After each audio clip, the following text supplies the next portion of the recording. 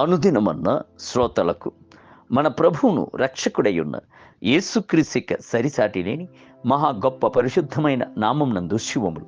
నేడు 2024 సంవత్సరం జూలై మాసము 13వ తారీఖు శనివారం నాటి ధ్యానాంశము, లోక సంబంధులు కారు. యోహాను సువార్త 17వ అధ్యాయము 16వ వచనమందు, నేను లోక సంబంధిని కానట్టు వారును లోక సంబంధులు కారు.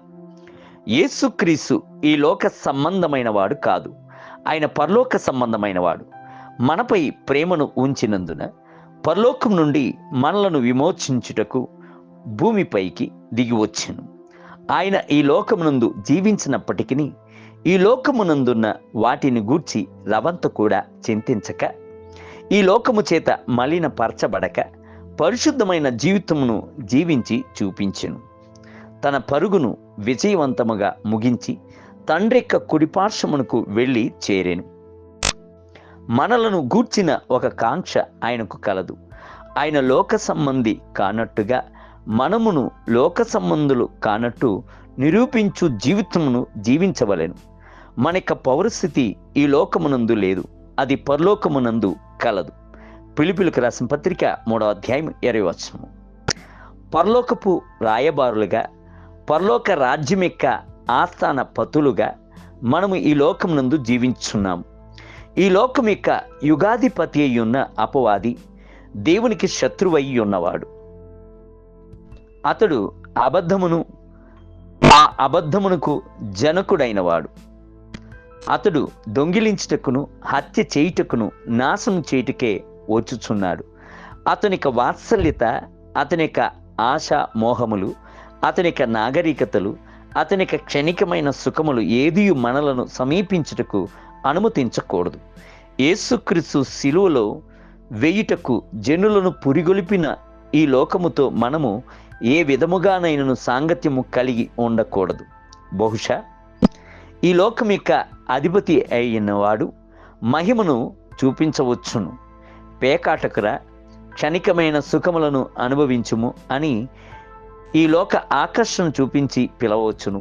అయితే అతని యొక్క త్రోవలు పాతాళపు మార్గములు, అది నరకమునకును నిత్య వేదనకును తిన్నగా త్రోవ నడిపించును. యేసుక్రీస్తు తనలోనికి ఈ లోకము రాకుండానట్లు తన్ను తాను కాపాడుకొనెను. అందుచేతనే తన యొక్క పరుగు యొక్క ముగింపునందు ఈ లోకం యొక్క అధికారి వచ్చుచున్నాడు, అతనికి నా వద్ద సంబంధించినది ఏదీ లేదు అని చెప్పాను. యోహాను సువార్త 14వ అధ్యాయము 30వ వచనం. లోక సంబంధులు ఏమని చెప్పుచున్నారు? అందరితోనూ సర్దుకొని పొమ్ము, శత్రుత్వము కలిగి ఉండకము, అందరినీ ప్రియపరచుకొనుము అని అందరితోనూ రాజీపడియుండు ఒక జీవితమును చూపించుచున్నది. అయితే క్రీస్తు ప్రత్యేకింపబడిన జీవితమును చూపించుచున్నాడు.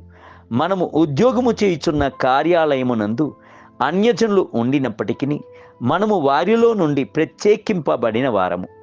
లోకముతో ఎన్నడూ మనము రాజీపడి పోలేము. లోక సంబంధుల వలె కాక మనము జీవించుచున్నప్పుడు కొందరి యొక్క శత్రుత్వమును సంపాదించుకొనవలసినది వచ్చును అనుటను యేసు ముందుగానే తెలియజేసి ఉన్నాడు. యోహాను సువార్త 17వ అధ్యాయము 14వ వచనము. లోకమునందు ఉన్నవారినే గాని, లోకమునందు ఉన్న వాటినే గాని మనము ప్రియపరచక, మన యందు ప్రీతికరముగా నివాసము చేయుచున్న ప్రభువునే ప్రియపరచవలెను.